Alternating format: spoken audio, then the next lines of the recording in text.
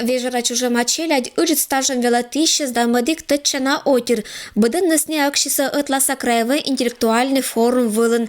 Инновационно-образовательное мероприятие кудым карунчулала куимет год. Татын пыр акши ыжит интеллектуальная элита.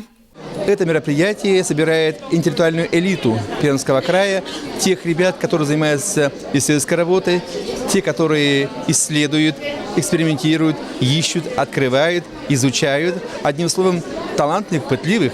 И мы хотим, эксперты института, им помогать, помочь. И в будущем думаем, что наш форум привлечет больше внимания и других учащихся школ края. Интеллектуальная пантаща мезвыла велочище спыр локтана асланс ашама уджен, когда исследуйтеся, берися, анализируйтеся и готовость ашама настацетному диккезас. Во-первых, они не исследуют книги, самые лучшие, последние, интересные. Они копаются в истории, они исследуют свои семейные проблемы, они контактируют постоянно при написании работы с родителями. У них получается другой круг общения с учителями. И там совсем другая, там инновационная, там новая среда. Среда пытливых, талантливых, находчивых, целеустремленных. Вот и Илья Карпухов исследует сечем тема, когда лоис интересный уна велочище спонда. Зон калын бырьем ушис я дитя природы нима тема выла. Природа для каждого человека, она своя.